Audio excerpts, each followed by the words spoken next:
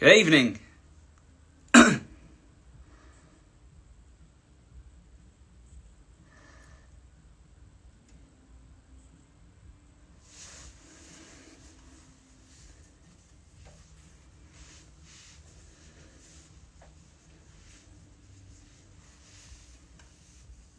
Hello, everyone.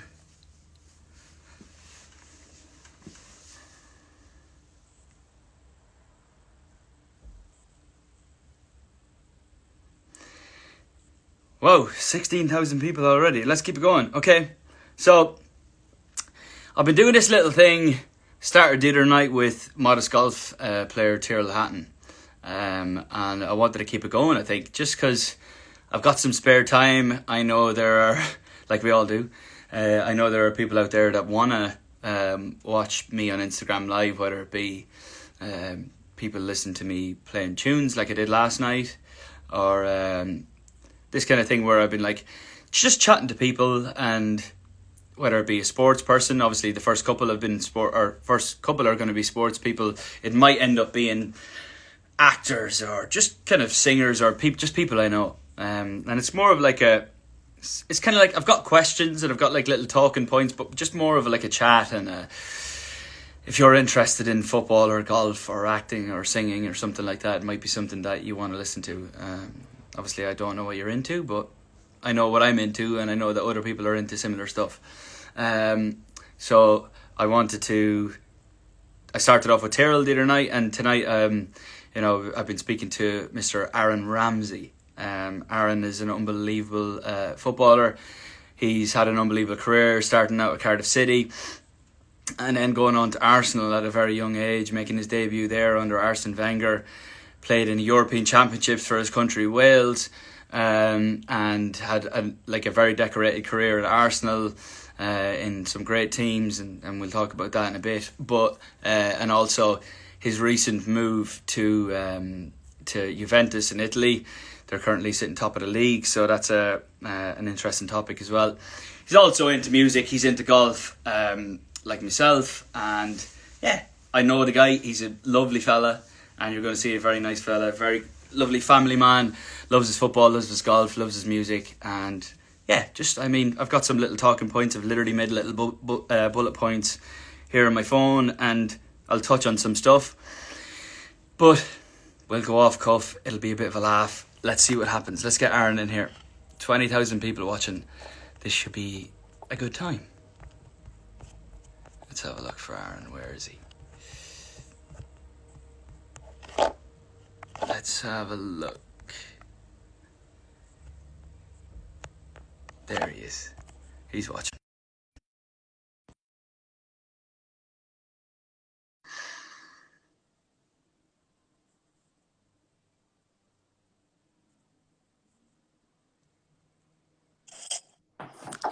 Aaron! How are you doing? What's happening, Paul? How's it going? Not bad, not bad. Welcome to my show. Thank you, man. How's things anyway? How are you doing? Not bad. Another busy day with the kids and the family, but no, good. The weather's been good, which has helped. So we've been able to get out in the back garden and stuff. But no, all good. Keeping us busy now. Yeah, no. To be fair, the weather is good here as well. Like, it's been 23 or 4 today, I think, and it's going to be good tomorrow. I'm lucky I've got a bit of a balcony, so I can get out in that. But it's been it hasn't been the most fun. But how are things with the? It must be. I know you've got 3 lads, don't you? Yeah, 3 boys running that wild. Sounds like a great laugh. Yeah, so we got a little paddling pool today, so I blew that up, and then got the boys in there. So that sort of wasted a few hours. But no, it was all good laugh. So Good stuff. Right, obviously there's going to be a lot of people watching that are football fans, I'd imagine. Well, I hope so. I would like to think so, that out of 19,000 people, a lot of people like football. But for those who don't know yourself, Aaron, if you don't mind me, I've explained a little bit before you come on, but Aaron has had an unbelievable career, very well decorated, winning FA Cups coming out of his ears. Had some mad injuries as well over the years, and he's come back from them and is now has played European Championships for Wales, and then obviously gone on to play for Juventus, and we'll get to that along the way as well. But yeah, so obviously being top of the league at this time of the year is a good place to be, even if it is only a point. How's that? How do you feel about the football season where it is and how it's going to finish up? Well, obviously, yeah, that's one of the main reasons I come here, is because I wanted to come and win things, win league titles, challenge for Champions League and things. So yeah, obviously that's a nice position to be in at the moment. But yeah, it's all sort of a mad situation at the moment, isn't it? So nobody knows what's going to happen now. I know they're talking about maybe extending the lockdown until May the 3rd, I think I read. So who knows? Who knows what's going to happen? But we're sitting top.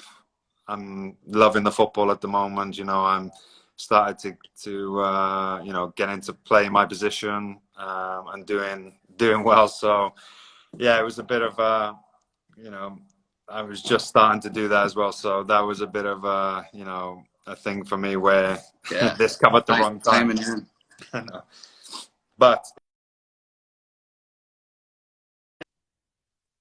yeah, I guess the way you have to look at it is, I've had issues in what I do as well, and cancelling tour and things like that. And you just have to remember that those things are like a side project for a lot of people, and there's a lot worse happening around the world than what we do, I suppose. But still sad at the same time. Of course, yeah. So you're meant to be touring right now? Yeah, I was starting next week.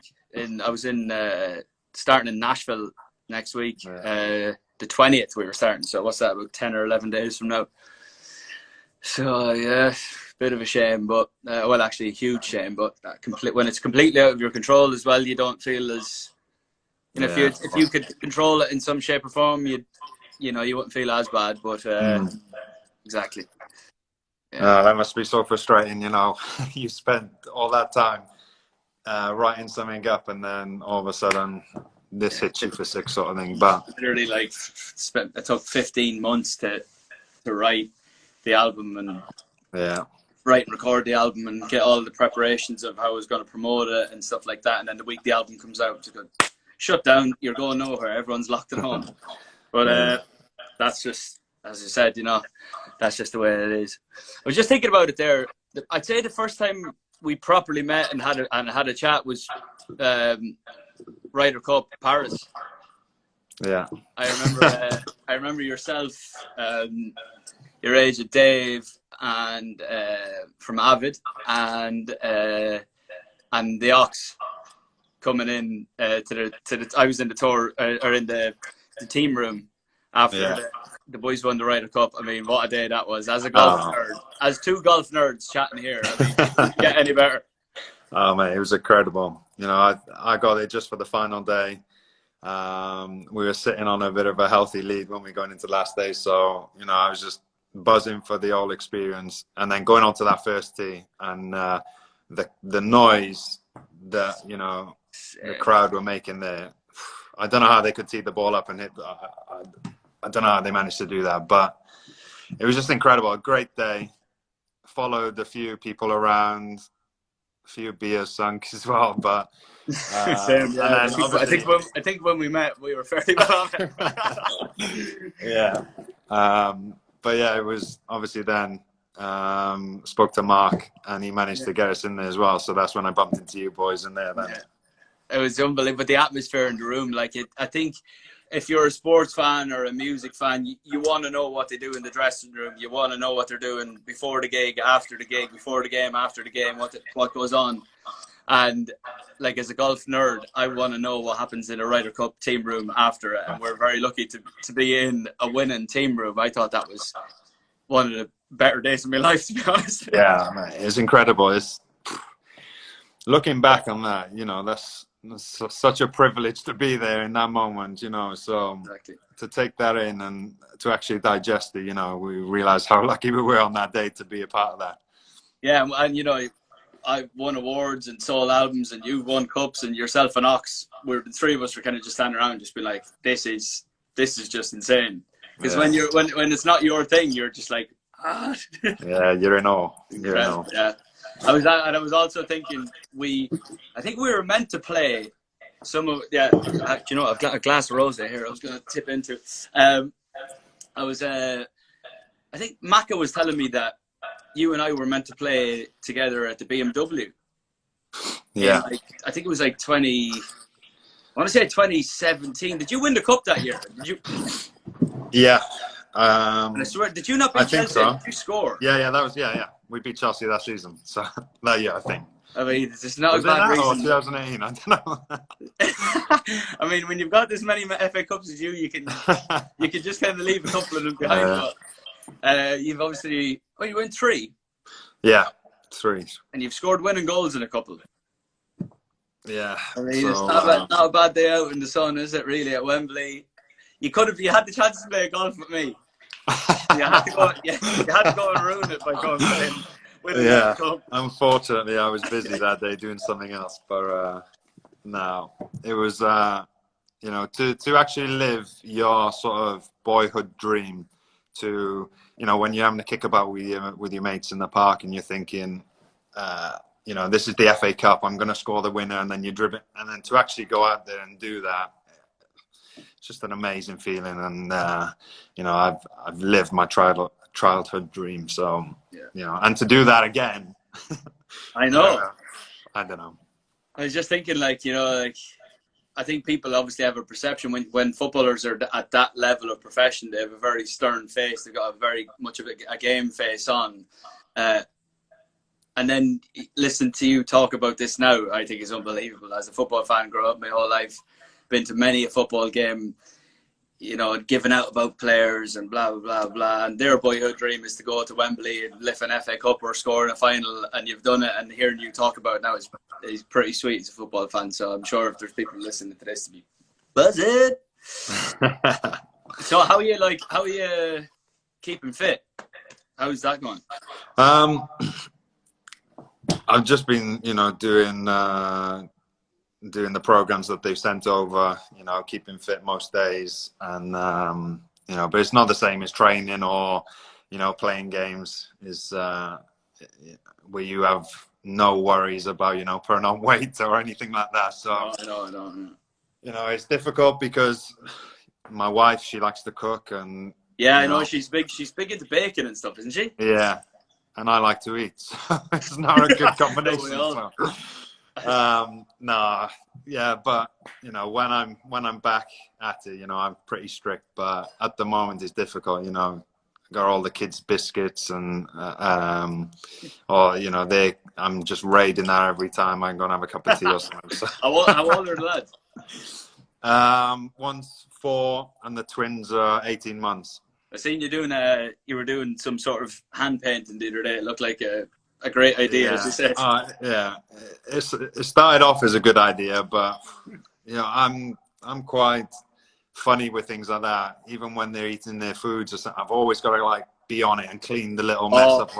And then I've just got paint everywhere. So yeah, it started off a great idea, but then everyone ended up in the bath. Then afterward, I just chucked them straight in. Do you live in the city in Turin, or do you live outside? Or yeah, it's like we just live on the hill overlooking the city. So like literally, it takes us 5 minutes to get in. But yeah, got a garden. Yeah, so we've got a garden, which is quite lucky, and obviously the weather's nice, so we've been out in there. Fair enough. It's good, handy, because I know a lot of people that have kids. Like I was thinking about this whole scenario, and like I don't have kids, or I don't have to worry about that. You know, like you're just saying, having kids and trying to keep them entertained, you know, and being at home with them for that long must be madness. No, I was thinking people who, you know, are sort of stuck in apartments with no balcony or terrace or garden or something like. And they've got 3 or 4 kids. I feel for them. For them people. God, it's laughable, but it's not even a laughing matter. No, so there's a lot of people like that. Yeah, it's just crazy what's going on. I was just let me have a think now. I mean, man, I suppose it's better off starting at the start. Like where, like football wise, like did you play for a local? You're from Caerphilly, yeah? Yeah. Caerphilly. Yeah. Caerphilly. Philly boy. You played for a local side first? I played for a team in Cardiff actually called the Earth, which is a Welsh team. Does that translate or not? Does it translate from the Earth to anything English? No. I don't know. God knows. No. I've cornered you with that question because I get with the Irish thing. People corner me and like, I haven't got a clue. No, I'm good now. But yeah, it's just a Welsh-speaking team, and that's where I started off. That's where it all began. And then you, what age did you get trialed for? You started playing for Cardiff City, didn't you? Yeah, so that was at 8.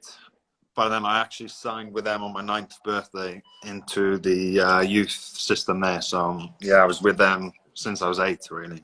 And did you grow up in like, when you were really young, did you grow up in like an estate where lads, like there were loads of mates playing football and you just figured, I tell you what, I'm better than this lot? Or no, I didn't really. You know, I used to always drag my dad over to the park every time, like you come home from work or something. I'd be like, right, Dad, get your boots on, we're off.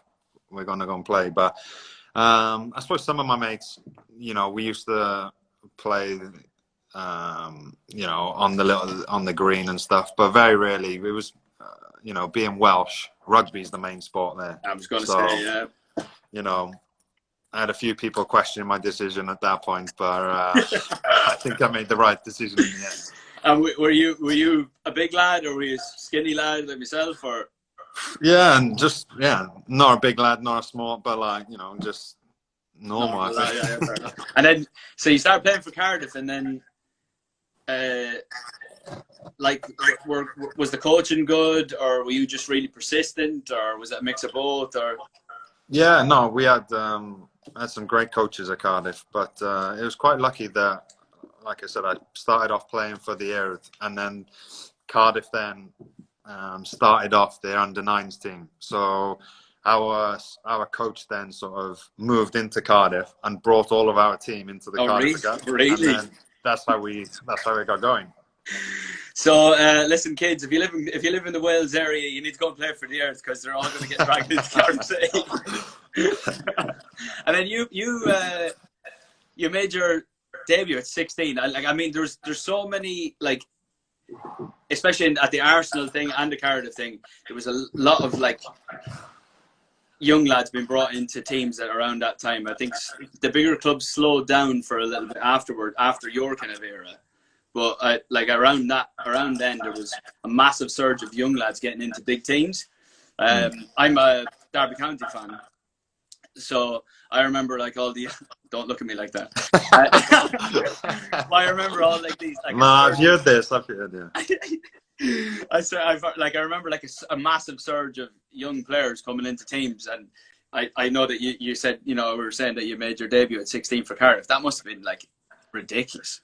Yeah, it was a weird, like, I was still in school at the time, and I remember one of my teachers coming up to me and was that I just had a phone call from someone at Cardiff City saying that they had to ask for permission for you to play on the weekend to be a part of the team, because I was still in school. So I was like no chance, like they would have just told me or wherever. So I've gone on my phone then at lunchtime. I rang my mum. I was like, what's this like? Apparently cut. And then spoke to my mum, spoke to my dad, and then my dad then rang me back then a few minutes later and was like, no, it's true, you're in the squad. I was like, what do you mean I'm in this? And I couldn't believe it, like, and I was just like, all the nerves started to kick in. How long had you been playing? How long had you been like at least training with the first team for? No, that's the thing. I hadn't really I trained with them a few times. Like, I'd have a day off in school, you know, once a week or whatever, and then I'd go off and train with them, or train with some of the younger pros and things like that. But, you know, I was never expecting it to be in that squad in that day, and for that to happen, and then for me to go out there and to become the youngest ever player to play for Cardiff, you know, that's what I've been striving for my whole life, to make it and to play professionally for Cardiff, and to achieve that and to break a record at a time. It was just, you know, it was surreal. That's ridiculous. But then I walked back into school then next week. There's Mayweather. Conor McGregor. McGregor, sorry. Mayweather, what am I on about? Oh, it's all right. Let you out. It's quarantine, man. You've lost the plot. I don't know what day it is. I don't know what month it is. What. So, like, in terms of, like, going through academy systems, like, and I'm sure you get asked this a lot, like, but I've obviously never heard an answer from you. You hear the obvious. Is it just like, is it the players that make it through into first teams, or are they like the most ignorant, the most persistent, the ones that want to like work the hardest? Like what is it? Is it a bit of everything? A bit of luck? Yeah.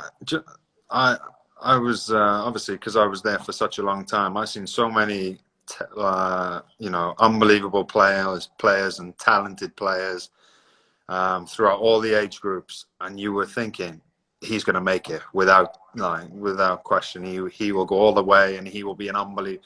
But then you just kept seeing these sort of players going, like, fading away, and then all of a sudden on the team, not getting a new contract, and then there's a few of you that's left at the end then, and you realize then that you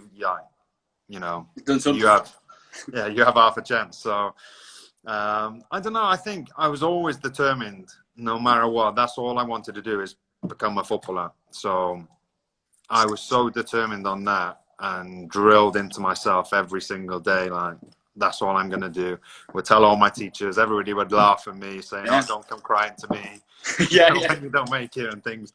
But I was just so driven in achieving that goal.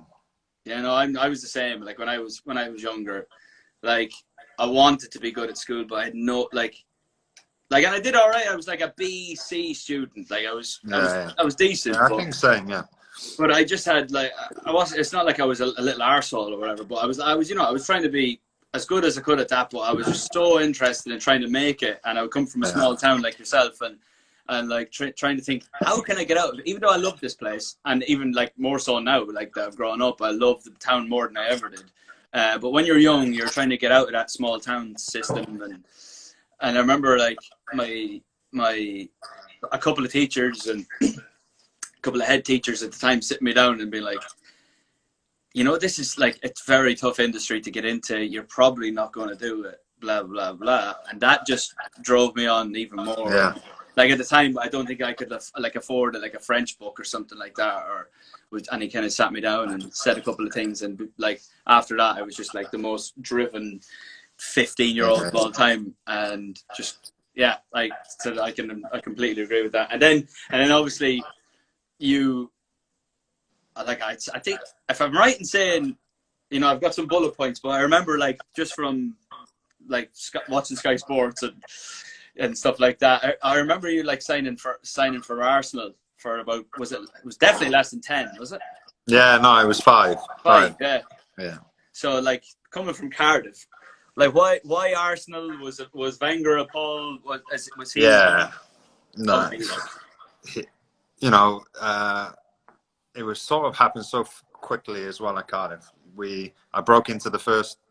I played the final game of the season before, and then I had a pre-season, went off with the first team, played, and then we went on this mad cup run, got all the way to the final, and then that was it. Then after, it was sort of done within the year. So all my life I've been trying to achieve this of playing for Cardiff, and then the next thing I know, then I'm walking into a dressing room with the likes of Fabregas, Gallas, Torre. I'm 7th. I'm just like, what's going on here? I just felt out of place. But no, they were really cool guys. Made you feel really welcome and stuff like that. But still, like, you have to pinch yourself. And Wenger, like, he was a massive Paul. He was, he gave youngsters opportunities. He talked me through how he saw my career path going and how he wanted to improve me, what I need to improve on. He brought me straight into the first team to train, every day with these sort of world-class players, and he believed in me. So I just felt really wanted and felt like he made the most effort to try and secure me. And to be fair, that could be said for a lot of players around your era. He was like a pioneer, really, in that, bringing in young lads, yourself and Jack Wiltshire and so many. And he did it for a long time after that, like Benicaphobe, and I mean, the list goes. When it comes to Wenger, the list of young lads breaking into the first team goes on and on. Yeah, which is insane when you think about it. And then, so what year was that? 2008, I think. And then so how old would have you been then? 2008. You're still in school then? You're 29, eh? Yeah. So I'm 27 this year. So you're only a couple of years older than me, Aaron. Get down, okay? Get down. Yeah.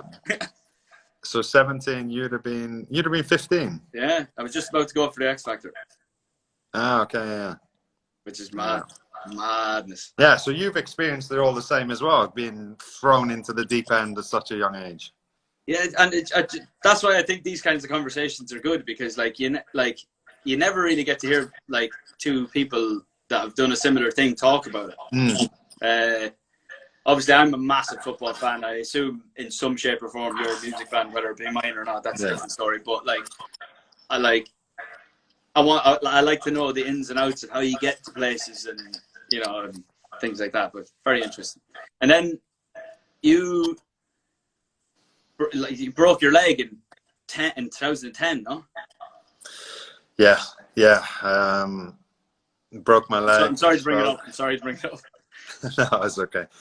That I just started sort of playing regularly in the first team and playing well, and that happened, and it just knocks you for six, sort of thing. You just think, why me? Why's it happened? I mean, to be fair to you, it was against Stoke City, so you probably probably should have expected it. Yeah, well, yeah, you knew that, especially against Arsenal as well. That was their game. Oh. Kick lumps out of them. Throw the ball is like every throw into the area. Set pieces. Was the lap playing in the time? Yeah. I don't know. He might have been. Yeah, it might have been just after that. Actually. Or was it just after? Actually, yeah, I think he was just after. I think the season before he set up 2 goals from throw-ins. And everyone was banging on about the lap throw again. I was a Derby fan. We've had him throwing it in for years. With the minute he left, we got relegated. No, but like Arsenal are a team that could absolutely pass you to death. And they're surely a job. If you're a Tony Pulis type character, your job is to get on them from minute one. Yeah, I think, especially when we're playing away as well. It was difficult for us to go to certain grounds, but that happened, and I was fearing for my career. I was only 19 at the time, so I was thinking that it was a big break. Though, wasn't it a double? Yeah, so I broke my fib and tib, and it was all of these things. I'm in the ambulance. All of these things are going through my mind. Am I ever going to be able to walk again? Run, play. I've done all of this, and I've only just begun sort of my career. And then, after a few days, then you settle down a bit, and then you get all, the experienced doctors and specialists and things, calming you down and saying, don't worry, you will make a full recovery and stuff. So it was nice as well. You have messages as well from other people who have had similar injuries, and anyone in particular? Cisse. Oh yeah, Cisse, he messaged me. So he had a couple, didn't he? So I had loads from all different types as well, like sports. There's a Formula 1 driver as well. It was nice as well. Like, it's to be reassured again that you will come back. Have you had any injuries? Yeah, I've got this bad boy from in it. Wow. How'd you do that? I've got basically a genetic thing in both legs where my kneecap doesn't sit into its groove very well on both sides, and it just before I had the operation in 2014, I dislocated my knee about 8 times. Oh yeah. Got a kick playing football one day, and then my knee went out and just kept going out and out. And I remember walking down Oxford Street trying to turn into like Top Man or something, and took the sharp turn, and my knee went out in the middle of Oxford Street.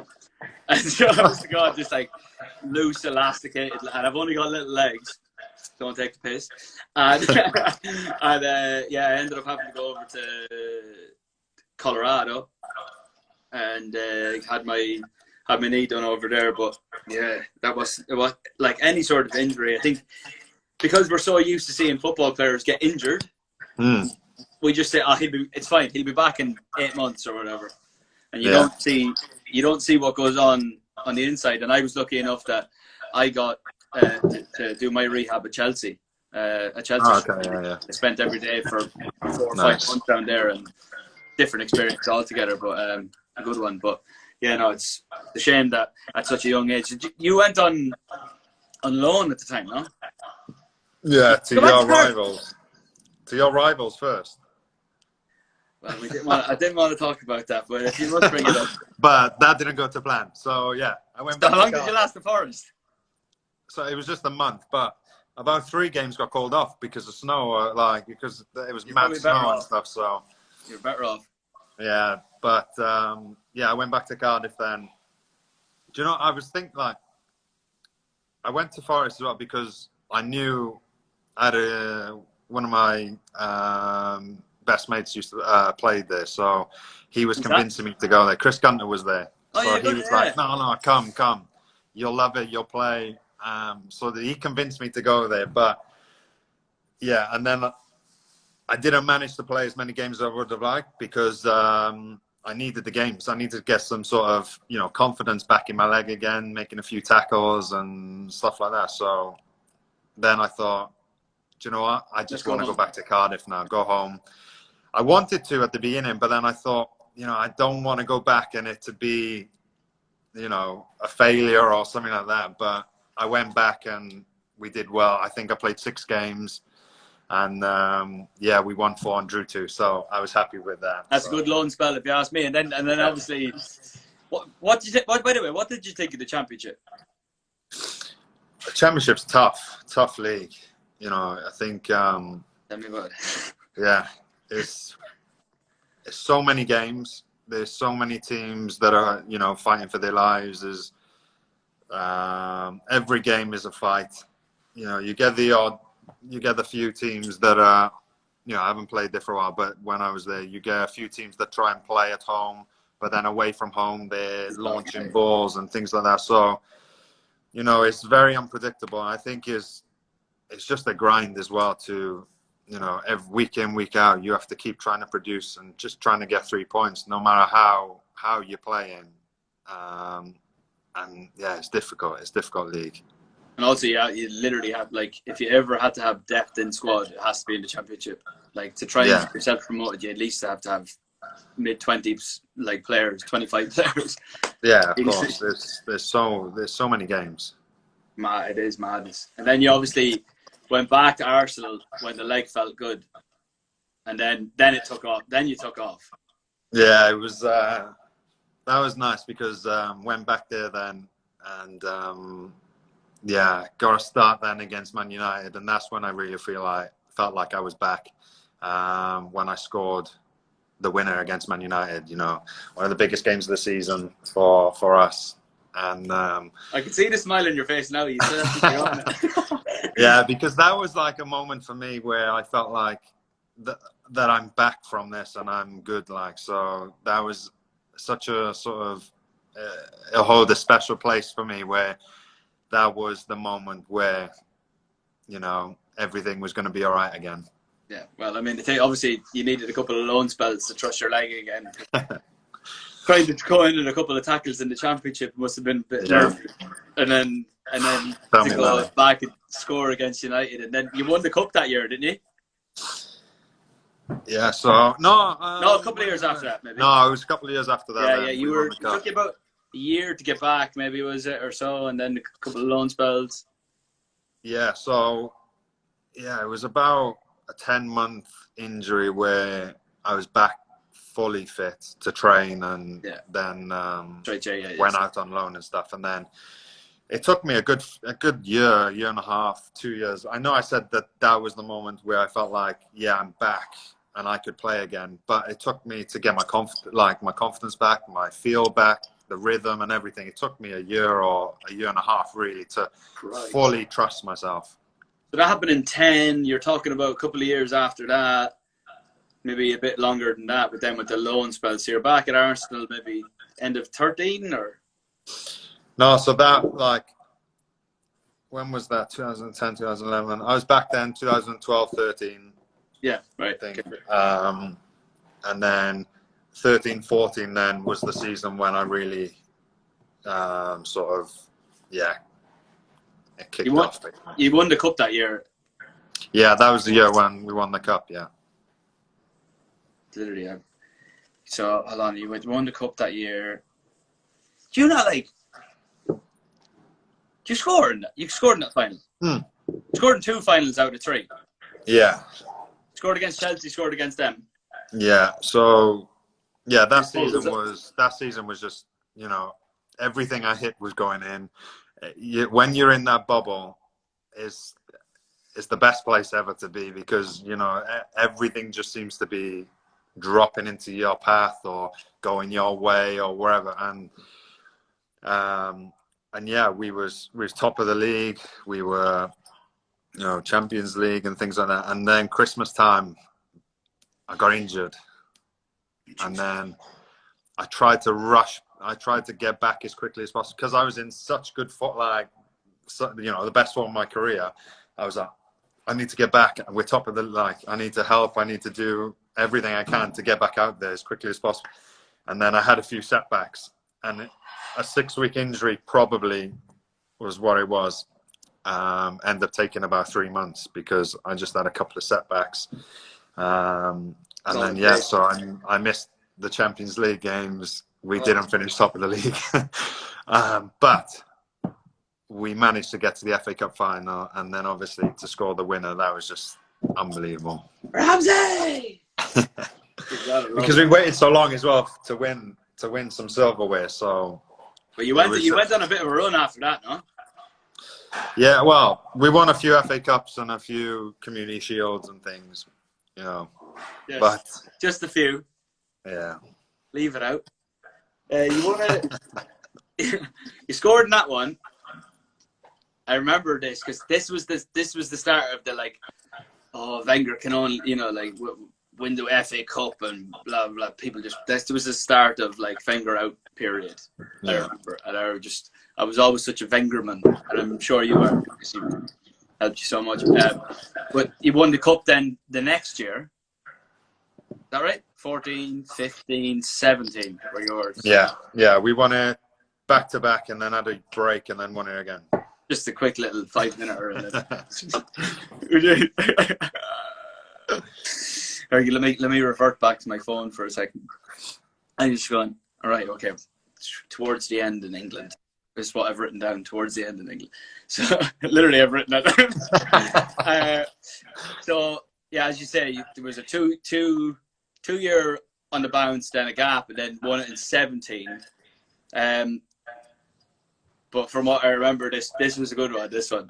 Because it wasn't, like, no disrespect to Hull or Villa. I mean, you're talking Chelsea on May Bank holiday weekend at Wembley Stadium in the sunshine, and a winning goal. Yeah, that was mad because Chelsea had just won the league as well, so, you know, they're full of confidence. They're on a high. Nobody gave us a chance really,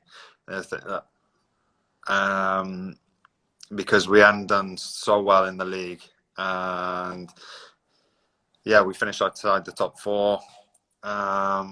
And yeah, so everybody was like, but we were so determined to get our hands back on that trophy that, you know, we left everything out there that day. You know, it was boiling hot day, but after the game, people were just collapsing on the floor, and, like, they're emptied. They give absolutely everything. And, you know, I'm a big believer in that, you know, the work that you put in, you know, you need to put in every ounce that you've got to get the rewards. And that day, without question, we deserved it, I I think. It was an unbelievable like as far as cup finals go in recent years. It was an absolute banger of a game. There's nothing better than seeing like the coaches arrive in on FA Cup day, like the ones that we've watched all our lives ourselves. And then like never like I think it's lost its piece for some people. But if you're a big football fan like myself or yourself, the FA Cup's never lost its touch. And especially if you've got three of the little buggers at home, it must be a nice little feeling. No, it's the best cup competition. You know, there is, I think, such a big history, and you know, you're pulling up to the hotel the day before and you can see, you know, Wembley, like the arch, and already the blood's starting to pump, the things are running through your head. You struggle to sleep, you know, you're up until 1, eyes wide open, like trying to envision how'd you say that word? Envision? Envisage. I don't how know. it goes. Envision, yeah. So yeah, it's just an amazing day. That. And then obviously bit of a from the outside, a little bit of a strange ending to your Arsenal career, but that's besides the point, because you'll obviously still go down as Arsenal legend. And I'm literally just watching people like the football fans that are in here are popping up with, you know, Rambo, Gunner, he's always a Gunner, come on you Gunners, all that stuff, which obviously must be a lovely thing for you. And I watched your speech the day you left, and it was a very emotional thing for you, obviously. Yeah, that was tough. I wasn't, you know, prepared for that. I was just thinking, you know, I'm going to go out there, say my bit, and then I couldn't control anything. It was just pouring out. So, you know, it was. I spent 11 years there. I sort of grew up there when I left. You know, Literally. I started at 17. I grew up there. You know, I've been married, had my kids, you know, been through so much on and off the pitch there that it meant so much to me, that club, and always will. So, yeah. By the way, as you said that, I literally got goosebumps. Because I think, as I said earlier on in the chat, like, we just get this perception that footballer, like, well, not I don't think we all get it, but we don't get to see a lot of footballers and like actually like get to see them like talk to them personally, and you just get to see them on a Saturday when they're like literally in tunnel vision mode, and that's it. But I just find it so interesting. But when you said that properly got me, because I supported a team with a very loyal fan base, and the shit that we've been through over the years. We should have been in the Premier League about 8 times in the last 9 seasons. We've never kicked it off, but I understand what it means to Arsenal fans and stuff like that, so I get it. And then how, where, why, all of these questions come.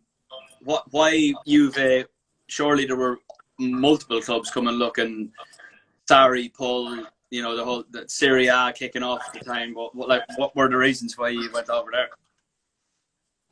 Well, Juve, you know, is such a massive club, one of the biggest clubs in Europe, and yeah, there were other clubs interested, but you know, again, I just felt most wanted by them, with the history that they have, the players that they have, and they've, you know, the last few years they've done really well in the Champions League, you know, they're knocking on the door. So I wanna try and help them, you know, play a part in trying to win the Champions League. So, and they're serial winners as well. Like they win trophy after trophy after trophy. So that's another thing that I wanted to achieve, is to go somewhere and be competing every single season for 2, 3, 4 trophies. The joke, like, I mean, like, I'm sure the clubs that were coming looking for you weren't just pony clubs, but I'm sure there were some big clubs. But when you've got that, you can see the last couple of seasons, you can see Italian football like properly make a surge in Europe, especially with the likes of Juve. So I'm sure that was a no-brainer. What's the manager like? No, he's good. He likes a cigarette. Doesn't he? I tell you, he looks like a proper character, that fella. No, no, he's been good. Obviously, he speaks English, so I can talk to him properly. No, it's been good. To be fair, it's a good group of lads as well. A lot of them speak English, so that's been helpful as well. Because my Italian's coming on very slowly. No, I remember. To be fair, you gave a couple of words in your opening press conference. Yeah, but that was all. I didn't really know anything. I was just memorizing it. But you were like Steve McLaren. What was this like again? McLaren just started to speak a bit with the Dutch accent. Yeah, with the S's, yeah. By the way, no, it was David Moyes. David Moyes in Spain, yeah. What was it? Joey Barton in France. And Joey Barton, yeah. How you say? No, but I shouldn't be laughing because I'm just as bad as them at the moment. Yeah.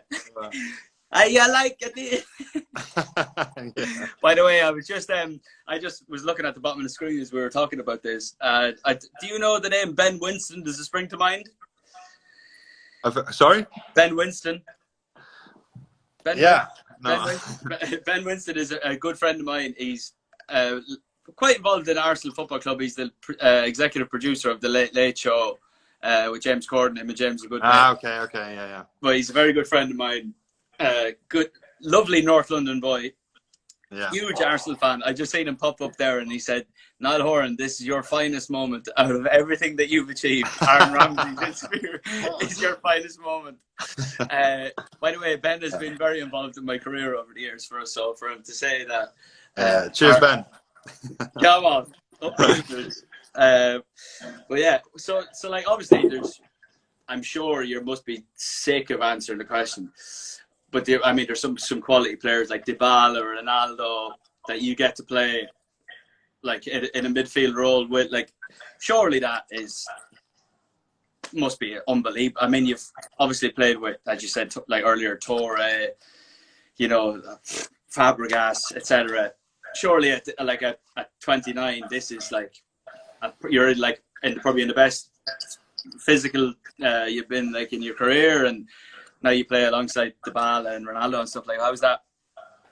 Yeah, we have like our squad is so big and so much quality in it. Is the strength and depth is a joke. We have two, 3 players from most positions, and it's not always easy to try and keep 25 players happy, but we're to play alongside Ronaldo, Dybala, most of our team is just sort of amazing, and it's so much easier when you play with them sort of players who just understand and who are winners and who are so technically gifted. Some of the goals that Dybala scored this season have been scary. He's been off the charts this season. So, and then you've got Ronaldo, who Ronaldo just scores most games. What's he like? Like in terms of, and I'm sure you seem to be a bit like this. Like I remember when I was doing my training at Chelsea, and I got to know Frank Lampard quite well, and even at 33, 34, he was pinging free kicks for an hour, hitting penalties. You hear of all these. The players that have always been the best have been the ones that have dominated training and trained harder than they would in the game, or every training session was a game. The usual spiel. Is Ronaldo in any way, shape, or form like that? Yeah, he's sorry, I got a few FaceTimes popping up. No, don't worry. But yeah, he's exceptional, athlete. He's first in the gym. He goes through his whole routine first, and then he's out onto the pitches. He's a winner, wants to win every single game. every, small-sided game, whatever it is. So then he'll be out there, practicing his free kicks and things like that and shooting. So, Fair play. You don't need me to tell you I mean, how good or driven he is. He's unbelievable. He's one of the greatest in the history of the game. I mean, it must be unbelievable to see it on a daily basis. But listen, you've won your fair share yourself, and that's the last person you want to be talking about. But like I was thinking, like, obviously yourself and talking about other big players that and you're friends with and stuff. Like, how about like Gareth? Surely you've had like a moment together. I'm sure there's like a facade of some sort where you're like, me and fucking Bailey boy over there. We grew up together. Surely you've had a moment over the years where, especially in the last few, where you just had a beer or whatever and gone, tell you what, this is unbelievable how this has turned out. We played football together when we were kids, and you're playing for Real Madrid and I'm playing for Juve. Surely at some point there must have been a moment. Yeah, I've been trying to get him a beer for a while, but he doesn't drink. No,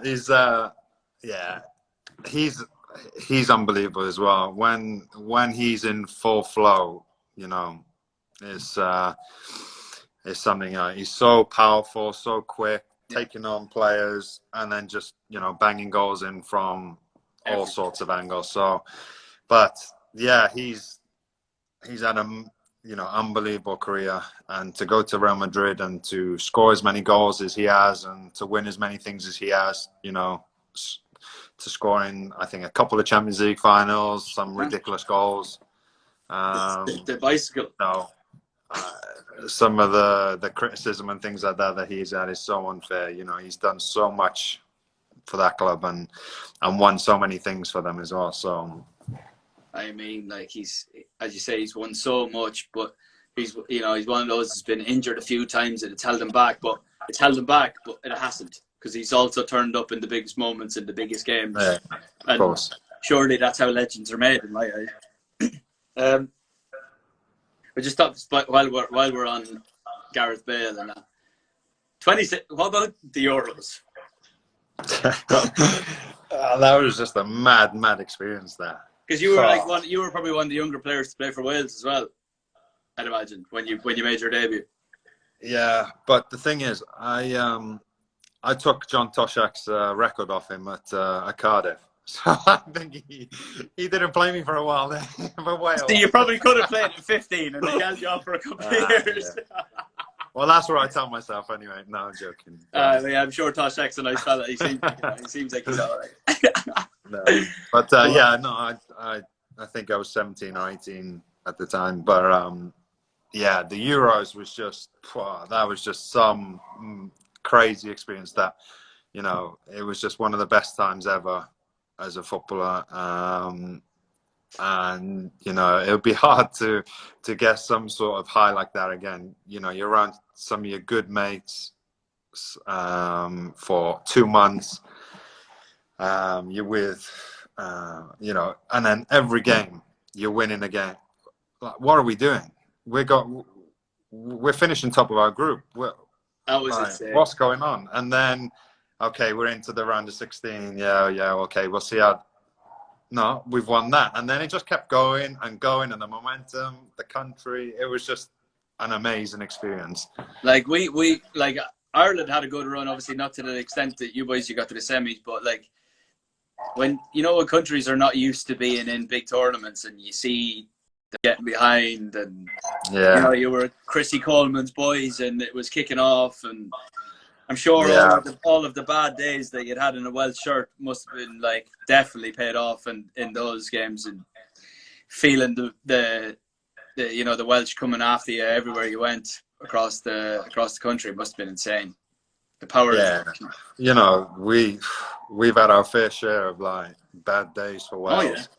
So to achieve what we had achieved in a short space of time, it all started when sort of Gary Speed took over and got the ball rolling. Everything was a lot more professionally run, and he got a way of playing again. So he got the ball rolling, By the way, before you go any further, can we please talk about Gary Speed? It was. Well, am I right in saying he gave you your debut?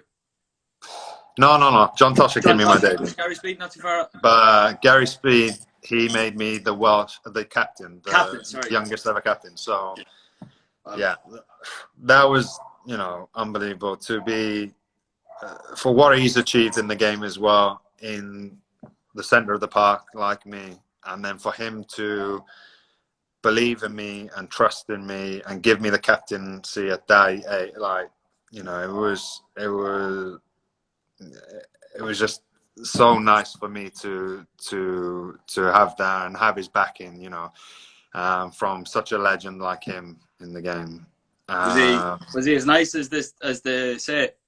Yeah, what a lovely fella, and he had got a beautiful family as well, and just a lovely guy. Yeah, it seemed like anyone that I listened to, a lot of sports, a lot of footballers talking about what he was like when he was a footballer, what he was like off the pitch, and he just seems like one of the greats. And you can't ask for more, really, can you? When you've got a lad playing for your team like that, or just as a human in the dressing room, it must be amazing. Yeah, he was a leader. He was a leader and a gentleman as well. So, it was a great combination, which made him what he was. Well, what a career! What a footballing career you've had. It's been unbelievable. I can't wait to see what happens now with this. Hopefully, you can finish out the season, win the league. I mean, it wouldn't be a bad little move, would it, from Arsenal to Juve, win Serie A in an upcoming Serie A yet again, obviously. What about, we'll talk about something that we both love for a second. What about the Open being cancelled? Right. I love that reaction because I feel the same. Right. I don't know that's all I really watch is golf and football, and there's nothing on TV to watch anymore. I don't know what to do. That's why I'm drinking a Heineken here. By the way, this weekend, I think because this would have been Masters weekend, they're replaying like Jack's win in '86 and Tiger's win in '97 and stuff like that. So fingers crossed for a good weekend. Yeah. No,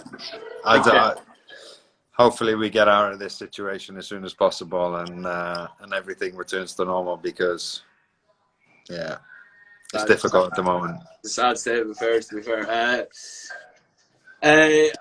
By the way, thinking about Italy and thinking about Ryder Cups coming up, what would you have gone to the Ryder Cup in the summer, or would you have gone away, or what would you have done? I think it's in Whistling Straits this year, isn't it? Yeah, but no, it's in September. The Ryder Cup is a tough one for you, no? Yeah, because that's why I only got to go for the last day last time. So because normally they're in September time and the season starts then. So I was quite lucky that the game fell on a Saturday, so I had the Sunday free. So I thought I'd come over and catch the last day there. So yeah, it's difficult, but I managed to get to Glen Eagles the 1 year as well, and then over to France. So unbelievable scenes. Are you a music man? What's your favorite event that you've been to? I can't look too far past Paris. Yeah, I thought it was unbelievable. Having said that, though, I've been very lucky enough to have been. This would have been my 7th year at Augusta for the Masters. Yeah. As terrible and that must be something special, though. As terrible and as pig ignorant as that sounds, I know how lucky I am. Yeah. I've been invited back. I've been lucky enough to play the course a few times. I mean, it is just everything you imagined and 100 times more. Yeah. Sometimes when I watch it on TV, I don't even recognize it, because it's that beautiful in real life. It's like people say it's like the Disneyland for golf fans, and I mean, it's just incredible. Augusta, the Masters, and the Ryder Cup would be 1 and 2 for me. I mean, I'm lucky enough to have been to a couple of Opens.